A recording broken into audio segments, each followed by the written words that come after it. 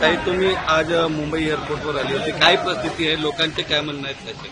मी आज सर्वप्रथम T2 टर्मिनलवर गेले आणि T2 टर्मिनल्स नंतर जे आहे ते मी आता T1 टर्मिनल्समध्ये आलेले आहे. खरं तर आपल्या सगळ्यांना माहिती आहे की आज मोठ्या प्रमाणामध्ये इतका लोकांना त्रास आहे. मी त्या ठिकाणी गेले, मी बघितलं की आज एअरपोर्ट अथॉरिटी काही उत्तर देत नाहीये. त्या ठिकाणची एव्हिएशन मिनिस्ट्री काही बोलत नाहीये. इंडिगो डिपार्टमेंट जे आहे ते एअरलाईन त्याच्या वतीने त्यांना काही उत्तरं मिळत नाहीत. त्या ठिकाणी पण तुम्ही जाल तर जसं इथे तुम्ही बघितलं तसं त्या ठिकाणचे सुद्धा जे काउंटर आहे काय म्हणतात इंडिगोचं, त्या ठिकाणी मोठ्या प्रमाणामध्ये गर्दी आहे. तिथे सुद्धा तुम्ही जर बघाल तर काउंटर आहे, त्या काउंटरवर लोक रिफंड किंवा आमचं भविष्य काय होणार हे सांगण्यासाठी या ठिकाणी उभे आहेत. आणि सगळ्यात महत्वाची गोष्ट म्हणजे कालपासून परवापासून लोक तिथे राहायला आलेले आहेत. कारण काही काही लोकांनी 3-3 वेळा तिकीट, म्हणजे परवा तिकीट घेतली, काल तिकीट घेतली, आज तिकीट घेतली. आणि जर बघितलं तर या 3-4 दिवसामध्ये जवळपास 550 जे आहे ती फ्लाईट त्या ठिकाणी कॅन्सल झालेली आहे. मग एवढ्या मोठ्या प्रमाणामध्ये कॅन्सल झाल्यानंतर एअरपोर्ट अथॉरिटी किंवा एव्हिएशन मिनिस्ट्री किंवा केंद्र सरकारच्या वतीने किंवा इंडिगो एअरलाईन्सच्या वतीने काहीतरी लोकांना प्रॉमिस करायला पाहिजे होतं किंवा काहीतरी त्याची संवाद साधायला पाहिजे होता. आज तुम्हाला फक्त बाहेरची परिस्थिती दिसते, आतली परिस्थिती ह्याच्यापेक्षा विदारक आहे.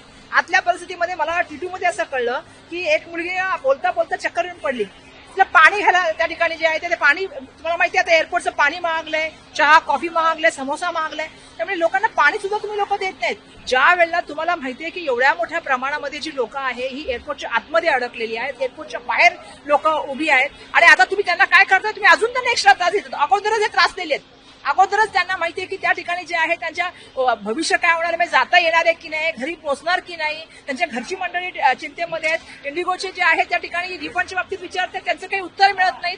तिकीटच्या बाबतीमध्ये सांगतात तर तिकीट 50,000 रुपयाचं घेतलेलं एका व्यक्तीने, रिफंड ते सांगतात तुम्हाला 1800 रुपये मिळणार. लोक म्हणतात की आम्हाला रिफंड मिळणार तरी कधी, रिफंड मिळणार नाही, त्यामुळे दुसऱ्या एअरलाईनचं तिकीट घेता येत नाही. आता दुसऱ्या एअरलाईनची तिकीट जी आहे ती आता एवढी फुगलेली आहेत म्हणजे विचारू नका. आज इतर एअरलाईन्सना मला अपेक्षा होती की थोडी सहानुभूती दाखवतील, पण दुर्दैवाने आपण बघतोय की एक एक तिकीट जे आहे ते 40-40, 50-50, 60-60 हजार वाली लोकांना घ्यावं लागत आहे. त्यामुळे हा त्रास आहे. याच्या व्यतिरिक्त मला आता लोक सांगत होती की आता त्या ट्रॅव्हलच्या गाड्या आहेत त्यांनी सुद्धा पैसे वाढवले, 8,000 रुपये एका ट्रॅव्हलचे पैसे वाढलेले आहेत. त्या व्यतिरिक्त पार्किंगला पैसे घेतात तिथे 250 रुपये पर घंटा. त्यांचं म्हणणं आहे की आम्ही कोणासाठी वाट बघतोय, आम्हाला काही थांबायची गरज नाही, पण आम्हाला कळतच नाही की आमचं काय होणार आहे. बरं, या ठिकाणी कुठल्याही तऱ्हेची बाहेर किंवा आतमध्ये खाण्याची व्यवस्था, खाणेपाणी दिलेलं नाहीये लोकांना, तर राहणार कुठे लोक गार्डन मध्ये झोपले. तुम्ही तिकडे जर बघाल ना, कुठे लहान बाळाला घेऊन एक आजी बसलीये, कुठे गार्डन मध्ये. म्हणजे मला सांगा, लोकांचं राहण्याचं व्यवस्थापन नाही, खाण्याचं व्यवस्थापन नाही, पाणी नाही दिले लोकांना तिकीटचे रिफंड कधी मिळणार माहित नाही. लोकांना हे सुद्धा माहित नाहीये की ज्या ट्रॅव्हल त्यांना करायची त्यासाठी लागणारा पैसा आणायचा कुठून. म्हणजे मला तिथे काही कामगार भेटले जे उत्तर प्रदेशमधून दुबईला चालले होते, ते आम्हाला सांगत होते की 3 दिवसामध्ये चहा कॉफी प्यायचे पण पैसे आमच्याकडे नाहीयेत, आम्ही जाणार कसं. आणि हे पण उत्तर मिळत नाही एव्हिएशन मिनिस्ट्रीकडून किंवा केंद्र सरकारकडून की हे फ्लाईटची समस्या आहे ती सुटणार कधी. 4 दिवसापासून ही समस्या आहे, पण आज 5वा दिवस आहे तरी सुटलेली नाहीये. कधी सुटणार समस्या, उद्या 5वा दिवस आहे. मग डीजीसीएने त्यांचा ऑर्डर परत घेतल्याचा नोटिफिकेशन दिलेलं आहे, ज्या ऑर्डरमुळे हे शिफ्ट डीजीसीआयने ऑर्डर मागे घेतली ना. मला सांगा, एव्हिएशन मिनिस्ट्रीची अनाउन्समेंट केली का की आता इंडिगोच्या फ्लाईट टाइमला सुरू होतील. आज तुम्हाला माहिती आहे का, हा फक्त प्रवाशांचा प्रश्न नाहीये, बॅगेज सुद्धा लोकांचे हरवलेत.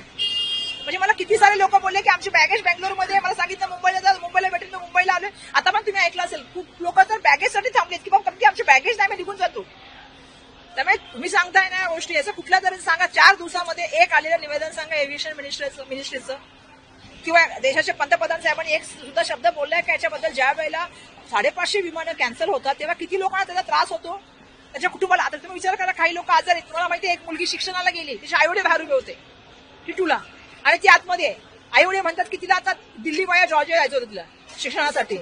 हा, एका वडील वारले होते, तिथे तिला जायचं होतं. पण मला सांगा, लहान मुलांना घेऊन त्या ठिकाणी मुलगी एक आतमध्ये म्हणून पॅरेंट्स चिंता करतात. 17 लोकांची कुटुंब चालू होतं पिकनिकला, ते कालपासून बसले की आम्ही काय करायचं, जायचं कुठं की नाही जायचं.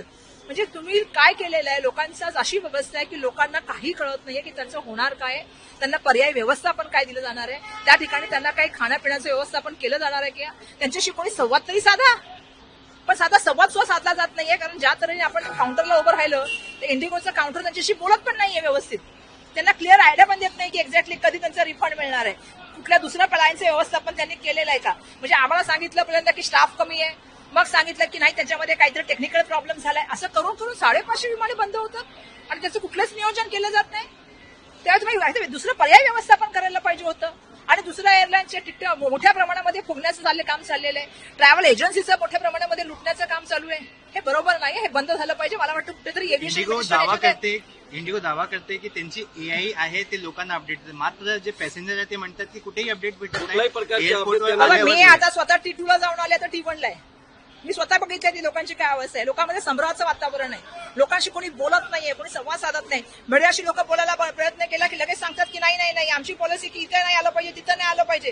त्यांची PR एजन्सी फिरते, पण त्यांची कुठलीही सेवा करणारी लोक, लोकांना मदत करणारे, गाईड करणारे लोक फिरत नाहीयेत. मला एक या माध्यमातून सगळ्या सरकारला सांगायचं की अशा तऱ्हेने लोकांचे जे हाल चालले त्याला पूर्णपणे जबाबदार तुम्ही लोक आहात. कमीत कमी त्यांना पाण्याचं, खाण्याचं, राहण्याचं तरी व्यवस्थापन करा. तेवढं पण नाही करू शकत केंद्र सरकार, राज्य सरकार. ये दुर्दैवाची गोष्ट है. हिंदी में जाना चाहेंगे.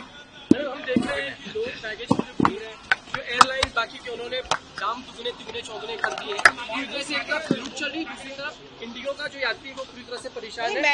मैं अभी जस्ट T2 टर्मिनल से T1 टर्मिनल में आई हूँ और T2 और T1 टर्मिनल में मुझे सेम समस्या दिख रही है. देखिए आज हम देख रहे हैं कि T2 और T1 के जो इंडिगो के जो काउंटर है उसके ऊपर बड़ी लाइन पे बड़े पैमाने पे. लेकिन आप अंदर जाओगे और आप बाहर थोड़ा आगे जाके गार्डन वगैरह में देखोगे तो आपको इससे भी ज्यादा भयानक परिस्थिति दिखेगी. अंदर तो ऐसी परिस्थिति है कि लोगों को पता ही नहीं उनका सामान चला गया है, लेकिन उनको फ्लाइट मिलने वाली है कि नहीं, वो डेस्टिनेशन में पहुंचेंगे कि नहीं, ये अंदर वालों को पता नहीं है. जैसा मैंने थोड़ी देर पहले बताया कि मैं फैमिली से, मतलब इतनी सारी फैमिली गार्डन में बैठी थी वहां पे कि वो कल से आके बैठी है और उनको पता ही नहीं कि उनका भविष्य क्या होने वाला है. मैंने कुछ कामगारों से बात की तो कामगारों ने मुझे कहा कि तीन दिन से वो लोग यहाँ पे बैठे और उनके पास आज पैसा नहीं है कि वो चाय पिए, पानी खरीदे या समोसा भी खरीदे, क्योंकि इतना समोसा, पानी और चाय यहाँ का इतना महंगा होता है कि जो आदमी खुद नौकरी के लिए जा रहे हैं वो कहाँ से करे. और साथ ही साथ में मुझे कुछ महिलाओं ने बताया कि हम पिकनिक में जाने वाले थे लेकिन हम लोग कल से बैठे, हमको पता ही नहीं क्या होने वाला है. एक तो बच्ची के माँ बाप बेचारे वेट कर रहे थे कि हमारी बच्ची अंदर गई है, हो गया उसको बहुत देर टाइम तक, अभी तक उसका फ्लाइट ही नहीं मिल रहा है, तो कैसे जॉर्जिया पहुंचेगी, उसको वाया दिल्ली से जाना था. तो इतनी बड़ी समस्या में आपने इतना संभ्रम का वातावरण किया है. लोगों को उनके भविष्य के बारे में पता नहीं है. लोगों को उनको पता नहीं है कि वो घर पहुंचेंगे कि नहीं पहुंचेंगे. कई बीमार वहां पे लोग थे, उनको घर पे जाना था.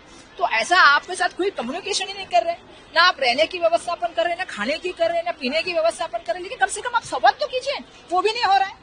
सरकार की तरफ से ये तो व्यवस्थापन होनी चाहिए थी, एयरपोर्ट अथॉरिटी की तरफ से ये तो व्यवस्था होनी चाहिए थी, इंडिगो एयरलाइंस की तरफ से होनी चाहिए थी, एविएशन मिनिस्ट्री की तरफ से क्लियर गाइडलाइंस आनी चाहिए थी.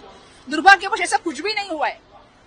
लोगों का ना खाने का मिल रहा है, ना पीने का व्यवस्थापन मालूम है. यहाँ पे तो गाड़ी खड़ी रही तो उसका पार्किंग का पैसा ले रहे हैं. जो ट्रैवल एजेंसी है वो पैसा बढ़ाई है, एयरलाइंस वो पैसा बढ़ाई है. तो आदमी जाए कैसे? जो टिकट 7,000 में खरीदी कभी किया था वो आज 60-70 हजार का हो गया.